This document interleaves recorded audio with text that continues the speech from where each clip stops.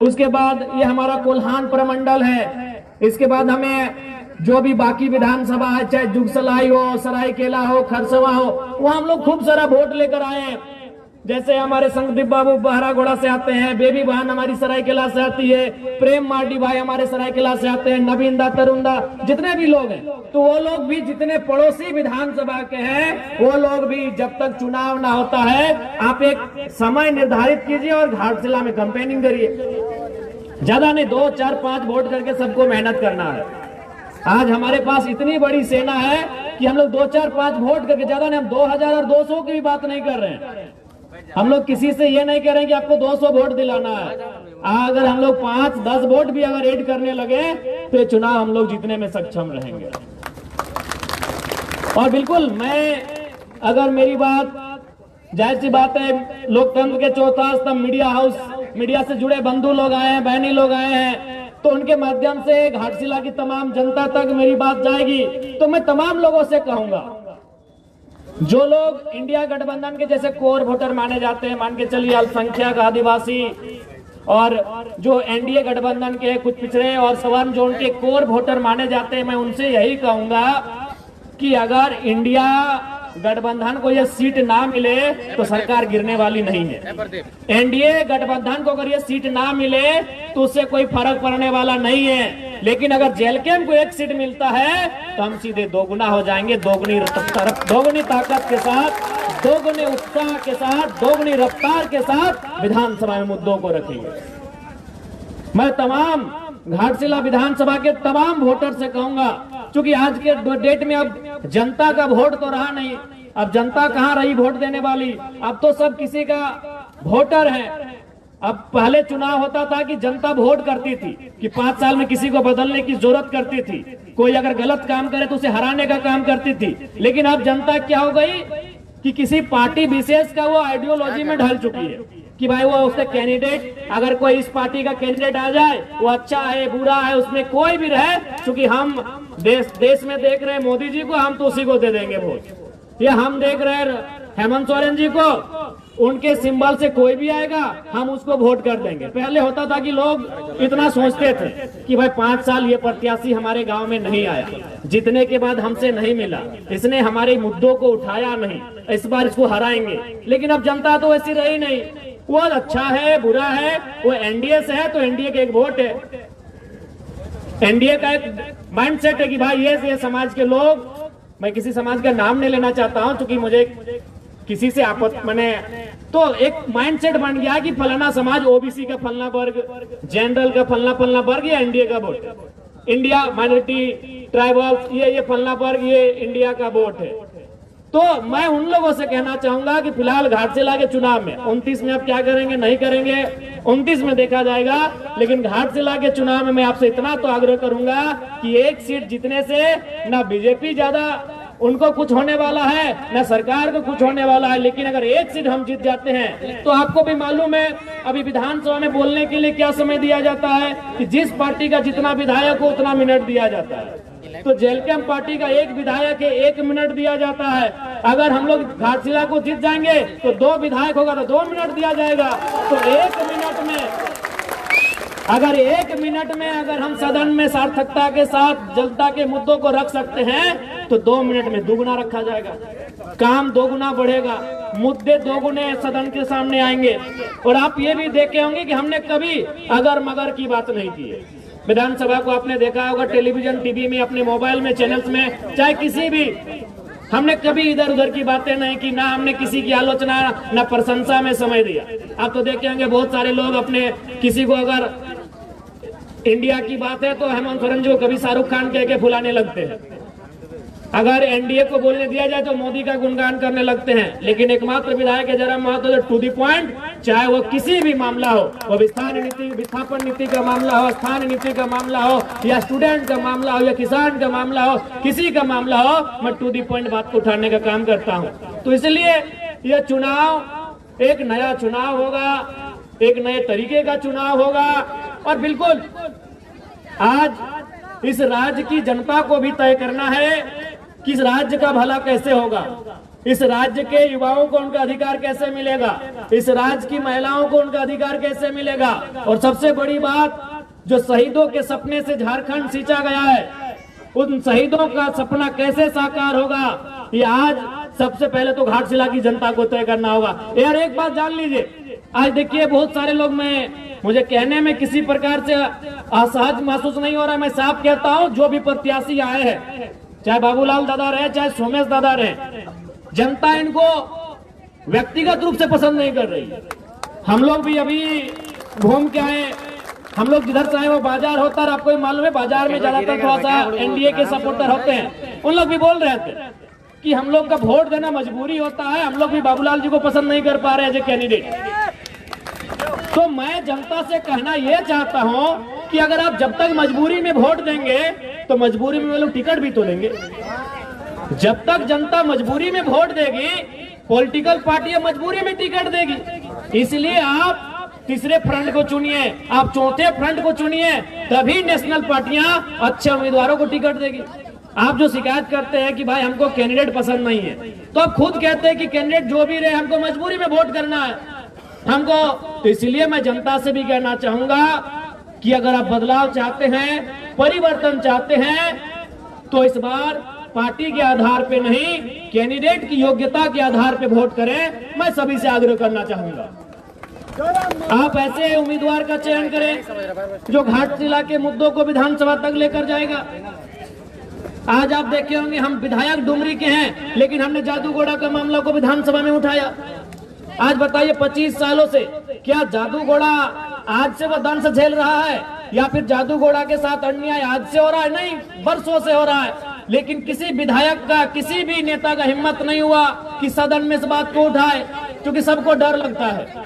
जब बड़ी बड़ी कंपनियां सामने हो, बड़े बड़े उद्योग घराने सामने हो, तो सभी लीडर को डर लगता है। तो भाई डरे हुए नेताओं को क्यों चुनते हो? निडर लोगों को चुनो, जो बेबाक होकर आपकी आवाज बनने का काम करे और आपकी आवाज को उठाने का काम करे। ऐसे लीडर को चुनो।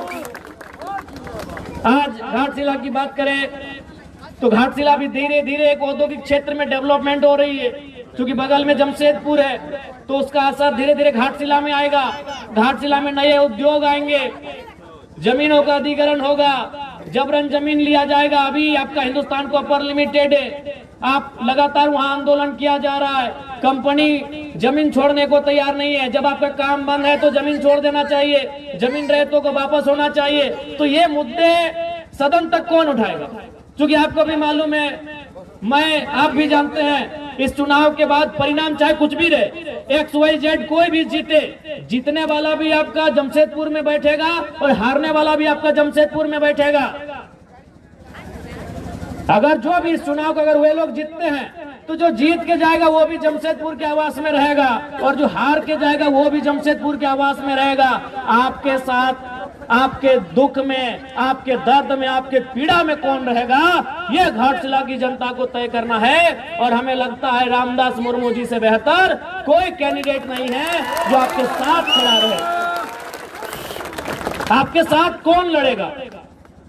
आपके साथ धरने में कौन बैठेगा? आपके साथ कोई समस्या होगी तो कौन खड़ा होगा?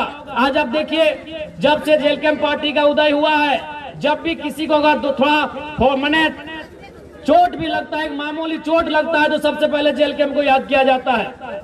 और हम लोग रात 2 बजे 3 बजे तक धरना में जाके बैठते हैं, जब तक उसको न्याय नहीं मिले। अरे राज्य में तो छोड़िए, हम लोग प्रदेश भी जाते हैं। हमारे पार्टी के लोग मजदूरों की बात को अगर देखा जाए, न्याय दिलाने के लिए हम लोग राजस्थान उड़ीसा तक जाते हैं। तो ये भी आपको तय करना है, बड़ी पार्टियां, चूंकि बड़ा लेवल है उनका, बड़ी पार्टियां हैं, वो आपके बीच चुनाव में आएंगी। हमेशा अगर आपके बीच कोई है तो जेल कैंप खड़ा है। इसलिए मैं जनता जनार्दन से आग्रह करूंगा, जो लोग यहाँ तक नहीं भी आए हैं, चूंकि दीपावली का दिन चल रहा है, हम लोग इस बात को समझ रहे हैं कि लोग पर्व त्योहार है, लेकिन जो लोग घरों में भी बैठे हुए हैं, मैं उनको स्पष्ट कहूंगा, इस बार वोट बदलाव के लिए करिए। बदलाव का होना बहुत जरूरी है। अगर बदलाव नहीं होगा तो राजनीति कुछ परिवारों तक सीमित रह जाएगा। फिर और यहाँ आप सोचिए ना, यही आप सोचिए चंपे चचा, क्योंकि मान के चले सोमेश जी के पिताजी का देहांत हुआ है, तो उस पर हम थोड़ा सा रहने देते हैं। हम चंपे चचा का उदाहरण लेते हैं। चंपे चचा मुख्यमंत्री रह चुके हैं, कई बार मंत्री रह चुके हैं, रहे कि नहीं, लेकिन फिर भी उनको याद है कि बाबूलाल सोरेन को सेट कर दिया जाए। चंपई चचा मुख्यमंत्री रह चुके हैं, मंत्री रह चुके हैं, कई बार विधायक रह चुके हैं, फिर भी उनको बुढ़ापे में चिंता है, जबकि उनके पास अरबों की संपत्ति है। अगर आज के दिन से चंपई चाचा बिस्तर में बैठ जाए ना, बेड में बैठ जाए, घर में खटिया में बैठ जाए, तो उनकी 5 पुश्ते आराम से बैठ के खाएंगी। आज भी अगर चंपई चाचा कुछ ना करे, चंपई चाचा अगर कुछ ना करे, तो उनकी हमें लगता है कम से कम, ज्यादा तो हो, बहुत ज्यादा होगा, 5 पुश्ते यानी 5 पीढ़ियां बैठ के खाएंगे। फिर भी उनको चिंता है कि बाबूलाल सोरेन को विधायक कैसे बनाना है। बगल में रघुवर दास जी हैं, मुख्यमंत्री रह चुके हैं, गवर्नर रह चुके हैं, कई बार वो भी मंत्री रह चुके हैं, हमको लगता है 5-6 बार विधानसभा भी जा चुके हैं, यानी विधायक बन चुके हैं। फिर भी उनको चिंता है कि अपनी पुतोहू को टिकट देके विधायक बना दिए, जबकि आपको भी मालूम है वो 5-10 पीढ़ी बैठ के खाएंगे।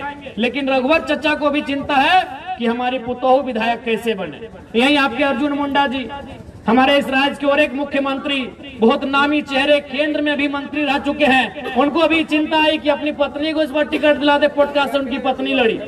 तो ये अब जनता को तय करना है कि जो मुख्यमंत्री रहा है उसको अपने बच्चों की चिंता है, उसे अपने बेटे की, पुतोहू की, पत्नी की चिंता है। तो जनता अपने बच्चों की चिंता करती है नहीं करती है, ये आप पे डिपेंड करता है। उनसे सीखिए कम से कम। वो मैं 3 मुख्यमंत्री का आपको नाम गिनाया, आप ही के कोल्हान के, उधर मधुपुरा को छोड़ देते, अभी दूरी है, यहीं आपके अगल बगल के चंपई चचा, रघु चाचा, मुंडा जी, 3 मुख्यमंत्री। और किनको टिकट दिलाया? एक ने बेटे को जो घाटशिला में उम्मीदवार है, एक ने पत्नी को जो चुनाव हार गई, और एक ने अपनी पुतोहू को जो चुनाव जीत के विधायक बनी है। अरे जिनके पास अरबों की संपत्ति है, लाख और करोड़ तो छोड़िए, अरबों की, जिनकी संपत्ति अनुमानित अरबों की है, आज वे लोग चिंता कर रहे हैं मेरा बेटा कैसे विधायक बने, मेरी बहू कैसे विधायक बने, मेरी पत्नी कैसे विधायक बने। तो आज जनता को भी सोचना होगा कि जनता की आवाज कौन बनेगा, जनता के लिए लड़ेगा कौन, जनता के बच्चों के भविष्य की आवाज कौन बनेगा, उनके शिक्षा, स्वास्थ्य, रोजगार पे बात कौन करेगा, उसके लिए उनको वोट करना है, ये जनता को समझना हो।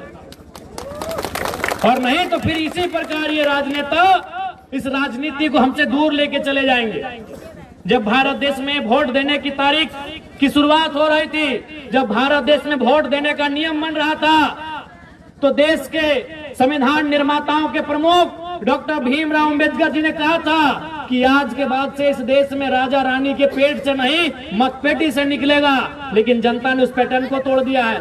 आज फिर आप राजा के घर में राजा चुनने लगे हैं। अरे राजा के घर में राजा ना चुना जाए, इसीलिए तो वोट का अधिकार मिला है आपको, कि राजा की पत्नी को रानी ना बनाया जाए, राजा के बेटे का राज्याभिषेक ना किया जाए, इसीलिए वोट मिला है कि एक गरीब किसान को आप राजा बना सकें। और आप फिर अगर उस वोट का इस्तेमाल उसी राजा परिवार को बनाने में करेंगे, तो 1950 में जो हमारी स्थिति थी और आज 2025 में जो हमारी स्थिति है, क्या अंतर रहा?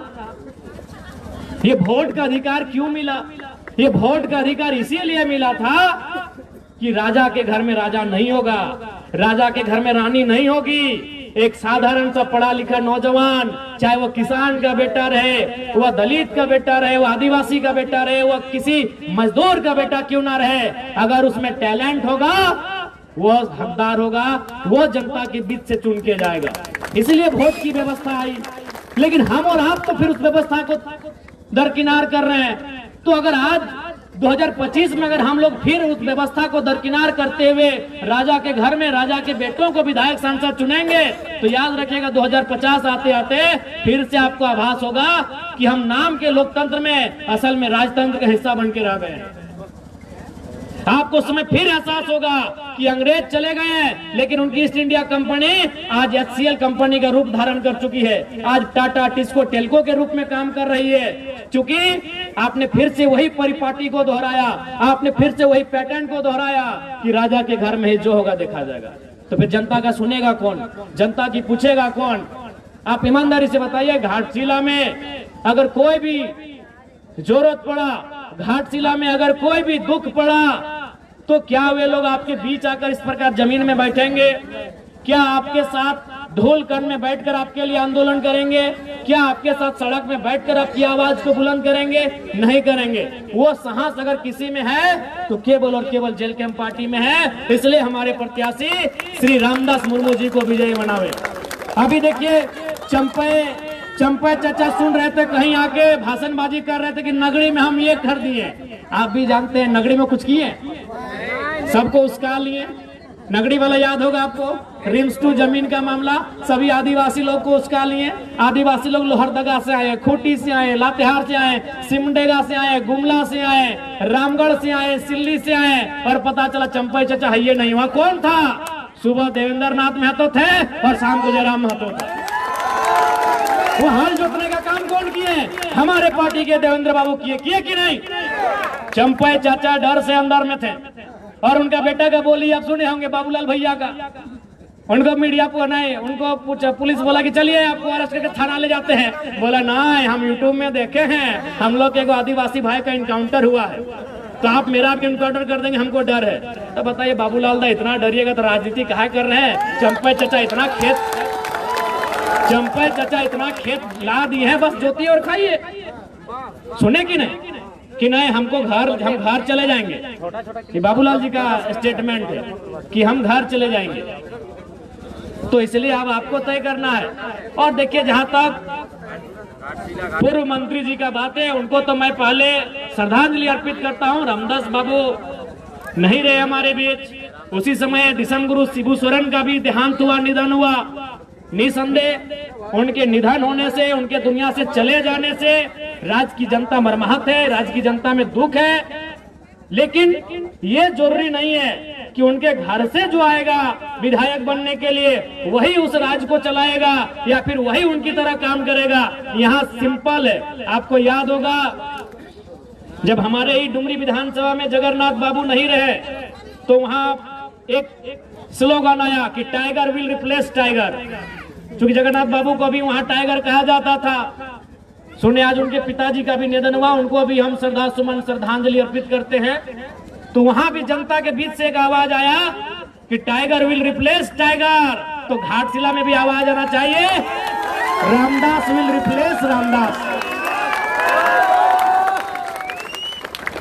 हमारे डुमरी विधानसभा से जहां हम विधायक बने वहां एक ही वो नारा गूंज रहा था कि टाइगर की जगह टाइगर लेगा। जरूरी नहीं को उसका परिवार सही होगा, जो टाइगर होगा वही टाइगर की जगह लेगा।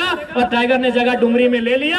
अब हम यहाँ कह रहे हैं, घाटशिला में वही कह रहे हैं कि रामदास जी की जगह रामदास जी लेंगे। सीधा बात,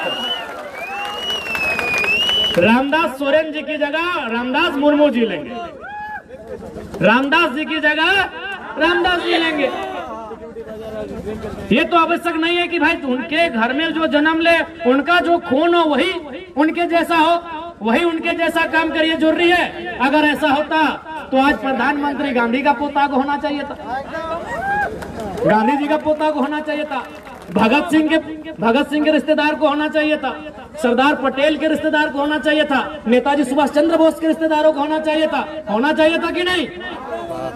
अब गांधी जी अगर 1942 में आधे कपड़ों का आधा कपड़ा पहन के आंदोलन किए हैं और उनका वंशज अगर आज वोट टाइम में आके कहेगा कि हमारे पूर्वज महात्मा गांधी जी उस समय ऐसा किए हैं, वो तो भाई आज का समय अलग है, उस समय अलग थे। गांधी पूरे देश के थे, अपने परिवार के नहीं थे। क्या रामदास बाबू अपने परिवार के थे? नहीं, वो झारखंड के माफ कीजिएगा मंत्री थे। रामदास बाबू जब झारखंड के मंत्री थे तो झारखंड का कोई बेटा उनकी जगह लेगा, उनका ही परिवार क्यों लेगा? और हमको आज तक समझ में नहीं आया भाई ये सहानुभूति क्या है, ये सहानुभूति राजनीति में क्यों? आप ही बताइए, क्या अगर कोई किसी डॉक्टर का निधन हो जाए तो क्या डॉक्टर के बेटे को डॉक्टर बनाया जाता है? क्या बनाना उचित भी रहेगा? अगर किसी डॉक्टर का बिना समय से पहले अगर निधन हो जाता है तो क्या डॉक्टर के बेटे को डॉक्टर हम बनाएंगे? क्या टीचर का निधन होने पे टीचर के बेटे को टीचर बनाएंगे? क्या एसपी का बेटा एसपी बनता है? तो ये कौन सा पैटर्न है भाई कि विधायक का बेटा विधायक बने, सांसद का बेटा सांसद बने, मंत्री का बेटा मंत्री बने? आखिर ये कौन सा पैटर्न है?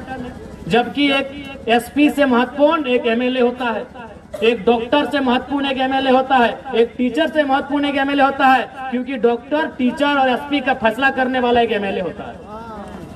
वो विधायिका का अंग होता है, वो सरकार का अंग होता है। वो फैसला करेगा कि आपके स्कूल में टीचर कितने होंगे, वो फैसला करेगा कि आपके जो हॉस्पिटल उसमें दवा का दाम क्या होगा, वो फैसला करेगा कि आपका यहाँ IAS का कौन यहाँ नया तबादला हो जाएगा। तो जो फैसला करता है, जो नियम बनाता है, जो इस राज्य को चलाता है, वहां सहानुभूति क्यों? हम सहानुभूति रखते हैं? जिन्होंने अपने परिवार में किसी को खोया है, हम सहानुभूति रखते हैं। सहानुभूति का मतलब उसके दुख में खड़ा होना। सहानुभूति का मतलब होता है उस परिवार के दुख में खड़ा होना। हम लोग दुख में खड़े हैं, अगर उस परिवार को कुछ घटेगा हम लोग देंगे। विधायक बना देना, ये कौन सा सहानुभूति है भाई? जब हम डॉक्टर के निधन पे डॉक्टर के बेटे को रिप्लेस नहीं करते हैं, जब वकील के निधन पर वकील के बेटे को वकील बना के रिप्लेस नहीं करते हैं, तो आखिर देश में ये सहानुभूति कब तक चले? इसलिए जो मंत्री जी नहीं है, हम लोग पुनः श्रद्धांजलि भी देंगे और सहानुभूति रखेंगे परिवार के प्रति, लेकिन उनको जो रिप्लेस करेगा, उनकी जगह जो जाएगा, ये बिल्कुल भी जरूरी नहीं है कि उनका अपना घर से संबंधित हो, उनके ब्लड से संबंधित हो। उस क्षेत्र का कोई ऐसा युवा जो पढ़ा लिखा हो, उनकी जगह जाए और झारखंड की आवाज को, घाटशिला की आवाज को, घाटशिला के माओ बहनों की आवाज को, घाटशिला के बुजुर्गों की आवाज को, घाटशिला के नौजवानों, किसानों, छात्रों की आवाज को विधानसभा में प्रेजेंट करे। कोई वहां जुट कर जाए, कोई वहां जुट कर जाए। इसलिए इस बार घाटशिला के उपचुनाव में रामदास मुर्मू जी जो हमारे पार्टी के प्रत्याशी हैं, आप सभी से आग्रह है एक मौका दिया जाए, क्योंकि अब पढ़े लिखे नौजवानों की राजनीति में आने की दरकार है। आप भी जानते हैं रामदास मुर्मू जी यहीं ठीक बगल में RDM नामक एक कोचिंग क्लास चला रहे हैं, पढ़े लिखे नौजवान हैं और आपके बीच से आते हैं। तो अगर आपके बीच से आएंगे तो आपके बीच की बात को वहां लेके जाएंगे। आज देखिए, आप मेरा ही उदाहरण लीजिए, आज 1 साल होने वाला है, लेकिन आज भी मेरे घर की स्थिति वही है जो 1 साल पहले थी। आज भी हमारे घर में बारिश होने पर पानी ऊपर से भी आता है और नीचे से भी मिट्टी गीला होता है। क्यों ऐसा होता है? क्योंकि जब जब हम अपने बारे सोचने के लिए बैठते हैं कि हमें अपने घर के लिए, अपने परिवार के लिए, अपने भाई के लिए कुछ करना है, तब तब मेरी आंखों के सामने वे लोग आते हैं जिन्होंने मेहनत करके हमको विधायक बनाया। तब मेरी आंखों के सामने वे लोग आते हैं जिन्होंने वह लोकसभा का चुनाव, मई जून की गर्मी, घर घर जाकर चंदा लेकर, घर घर जाकर चावल सब्जी मांगकर, उस पैसे से जो अपनी गाड़ियों में तेल भरे हैं, उस पैसे से हमारा प्रचार किए हैं। तो जब जब हम अपने बारे सोचने बैठते हैं, तब तब वो मंजर हमारे आंखों के सामने आता है। क्योंकि हम आपके बीच से आते हैं, इसीलिए हम आपके बीच की बात को सदन तक लेकर जाते हैं। इसलिए अब जनता को यह तय करना होगा, उनके बीच का नेता जाए जो उनके बीच के जैसा हो कर रहे। आज देखिए ना, आप जब भी आप हमसे मिलते हैं, और हमको तो लगता है कि अभी 1 साल होने के बाद भी न जनता ने हमको विधायक माना है, न हम खुद को विधायक मान पाए हैं।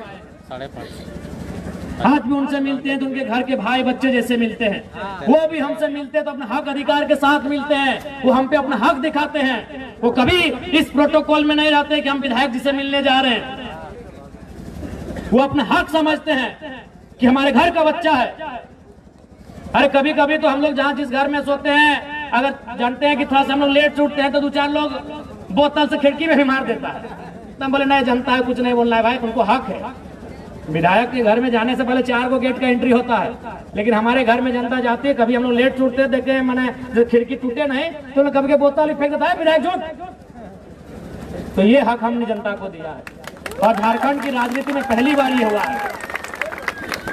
नहीं तो आपको उनके गार्ड से गुजरना होगा। बहुत प्रकार का सिस्टम है, अगर नहीं हो घर में तो बोलते घर में नहीं है।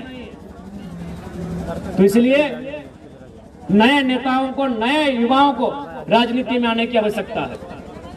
आज कोल्हान की धरती आंदोलन की धरती है, क्रांति की धरती है, निर्मल बाबू, सुनील बाबू के शहादत की धरती है। और आज इस धरती में वहां के लोगों को यह तय करना होगा कि उनके सपनों को साकार करने के लिए जो जाएंगे सदन तक, ऐसे उम्मीदवारों को हम लोग जिताकर भेजेंगे। आज बताइए, राज्य की सरकार ने माताओं को, बहनों को 2500 रुपए का मैया सम्मान योजना दे दिया, लेकिन आज उन्हीं के घर के बच्चे स्कॉलरशिप नहीं मिल पाया है, छात्रवृत्ति नहीं मिलने के कारण रो रहे हैं कि नहीं रो रहे हैं, ये आप बताएं। रो रहे। आज इस राज्य में क्या हो रहा है आपको भी मालूम है। कुछ देर पहले हमको ड्राइवर लोग फोन किया कि विधायक जी हम लोग बालू लेके चल रहे, परेशानी है। हम बोले भाई घाट से लाके चुनाव तक रुकिए, परेशानी रहेगा, क्योंकि सरकार के लोगों का सीधा आदेश है यहाँ से चंदा उठा के देना है चुनाव में। आज यही हो रहा है।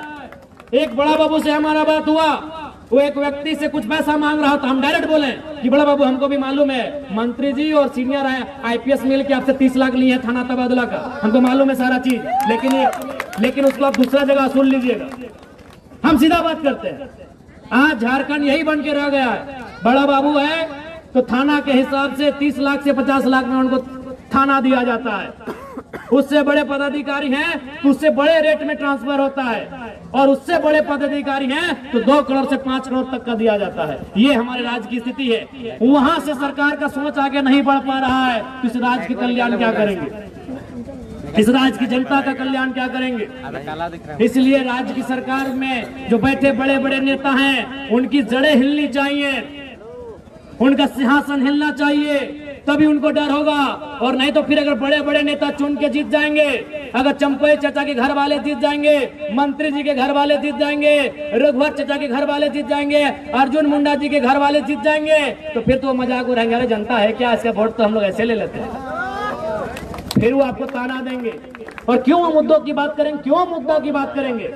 आज देखिए ना देश में क्या हुआ, मोदी जी ने बात करा 2 करोड़ नौकरी क्यों देंगे। वो जान रहे हैं कि हम इनको राम जी का नाम लेके वोट ले लेते हैं, क्यों काम करेंगे भाई। उसी प्रकार हेमंत जी, उनको भी मालूम है कि जब हम उपचुनाव जीते जा रहे हैं, जब हम कुछ ना करने पे भी ये लोग 50-60 सीट हमको दे ही रहे, तो क्यों काम करेंगे।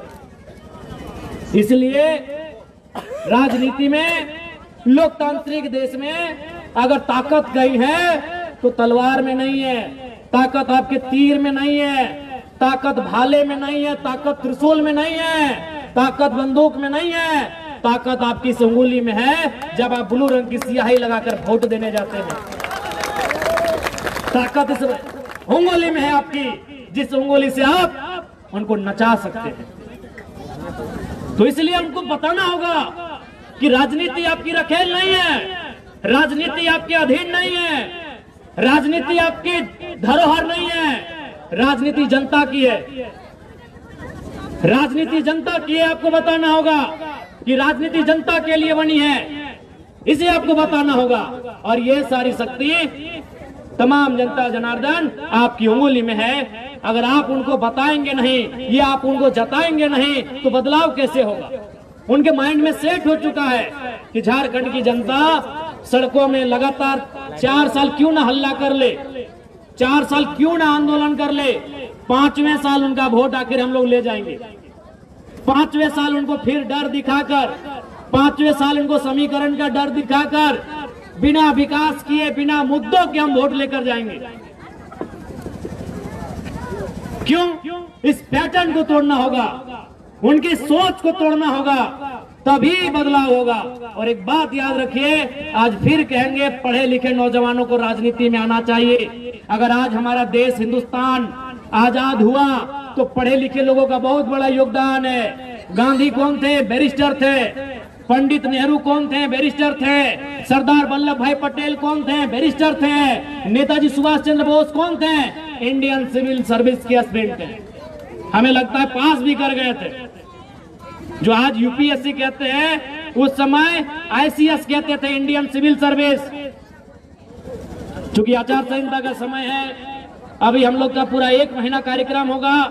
बस इतना ही कहेंगे कि इस बार बदलाव को वोट करिए। 1 सीट मत देखिए, 1 सीट, एक अकेला जयराम महतो आज विधानसभा में क्या कर रहे हैं आप देख रहे हैं।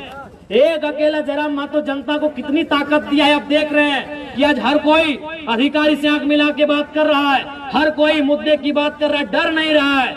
तो 1 सीट हमारे लिए 100 सीटों के बराबर है। आप दीजिए, हमारी ताकत दोगुना होगी, मुद्दे दोगुना उठेंगे, सदन के पटल पर उठेंगे। इसलिए चूंकि आचार संहिता है, समय का अभाव है, तमाम माताओं बहनों को विशेषकर धन्यवाद देते हुए, तमाम माताओं बहनों को धन्यवाद देते हुए और उनसे अनुरोध करते हुए कि इस बार आप बदलाव करेंगे। मैं तमाम नौजवानों से कहूंगा कि घाटशिला के घाट में आप इतने चारों तरफ फैल जाएं, घाटशिला के घाट में आप इतने फैल जाएं, इस बार जेल कैंप को ये सीट उनकी झोली में जाए। मैं सभी से आग्रह करता हूं और बिल्कुल इससे पहले जितना भी हमारा वोट है वो कार्यकर्ताओं का वोट है, बस उसे जनता तक लेकर जाना है। तो हमारे प्रत्याशी रामदास दा हैं, एक पढ़े लिखे नौजवान है जिन्होंने मास्टर किया है, जिन्होंने बीएड किया है, जो पढ़े लिखे हैं, चाईबासा यूनिवर्सिटी से पढ़े लिखे नौजवान हैं, एमएससी तो मास्टर यानी एमएससी एमए दोनों वही हुआ, एमकॉम रहे जो भी रहे, मास्टर यानी ये मास्टर के स्टूडेंट है।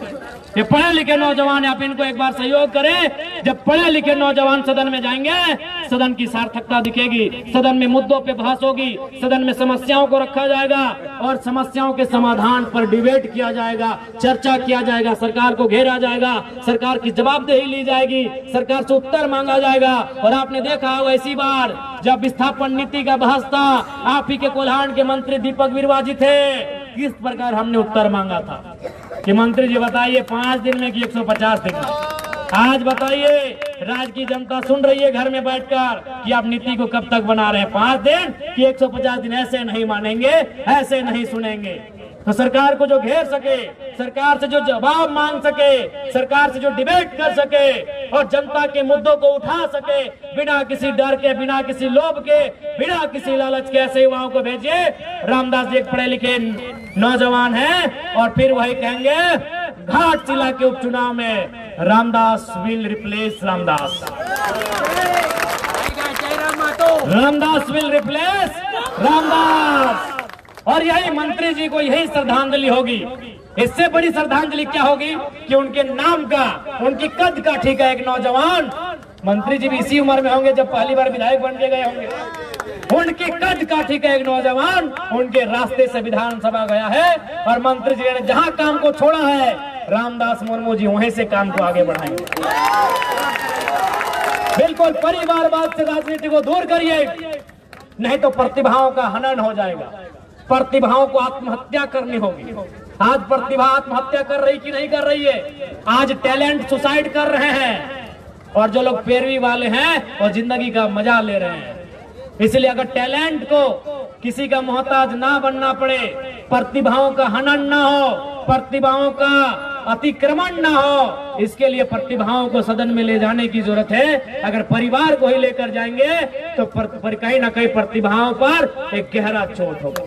समय का अभाव है। पुनः मीडिया हाउस के साथ साथ पार्टी के तमाम साथियों को, सभी को जोहार करते हुए घाटशिला की जनता को ये संदेश देंगे, इस बार जब आप वोट करें तो बदलाव के लिए करें। राजनीति की जो परिपाटी है उस परिपाटी को तोड़ने के लिए वोट करें, यही मैं आप सभी से आग्रह करूंगा। सभी को जोहार, नमस्कार, आदाब, सलाम, जय झारखंड, जोहार झारखंड। और अभी दीपावली चल रहा है, सोहराय, सबको बहुत बहुत शुभकामनाएं।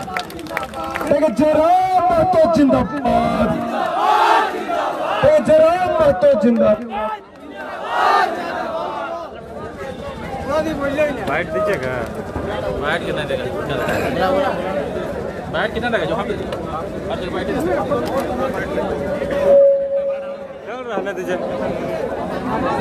15,000 टाइगर जयराम महतो जिंदाबाद, जिंदाबाद, जिंदाबाद, टाइगर जयराम महतो जिंदाबाद, जिंदाबाद, जिंदाबाद। जीत गया भाई, जीत गया, जीत गया, जीत गया भाई, जीत गया, जीत गया। रामदास मुर्मू जिंदाबाद, जिंदाबाद, जिंदाबाद, रामदास मुर्मू जिंदाबाद, जिंदाबाद, जिंदाबाद। हमारा विधायक कैसा हो, रामदास मुर्मू जैसा हो, हमारा विधायक कैसा हो, रामदास मुर्मू जैसा हो, हमारा विधायक कैसा हो, रामदास मुर्मू जैसा हो। बहुत बहुत धन्यवाद। और आज का सभा का समापन यहीं पर किया जाता है। सबको बहुत बहुत धन्यवाद।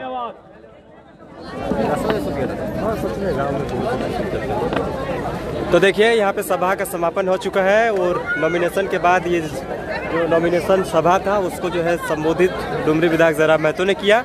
और तमाम लोगों से हम ये अपील और ये कहना चाहेंगे कि जिस तरह से लगातार आपको हम सुबह से ये अपडेट देने का काम कर रहे थे, अंततः जो है ये सभा खत्म हो चुका है।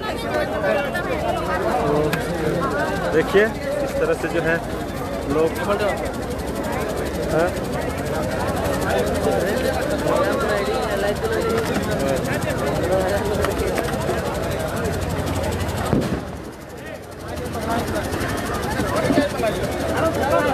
आराम से आराम से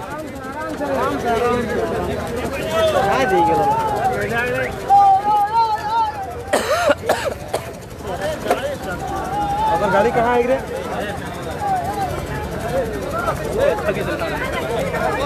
एक और गाड़ी कहाँ है रे? चल हो जा चल चल चल तो गाड़ी हाँ है इधर इधर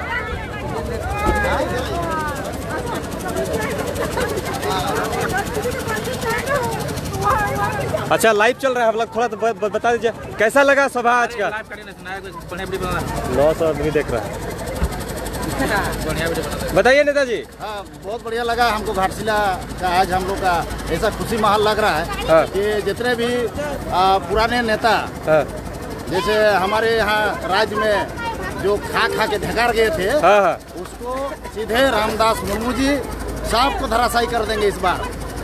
देखिए और हम कहना चाहते हैं आज जो नॉमिनेशन का आप देख रहे हैं जलवा ये नॉमिनेशन का इसलिए हम भी अब दिल्ली से चल के आए हैं कि रामदास मुर्मू जी को इस बार भारी मतों से विजय बनाने का काम करें और जितने भी हैं चाहे बीजेपी हो आजसू हो झारखंड मुक्ति मोर्चा हो ये लोग खा के ढकार के नोटी भरा लिया है और ये परिवारवाद लोग को सफाइयाँ करने के लिए घाटशिला उपचुनाव में विजय करें रामदास मुर्मू जी को मैं यही संदेश देना चाहते हैं।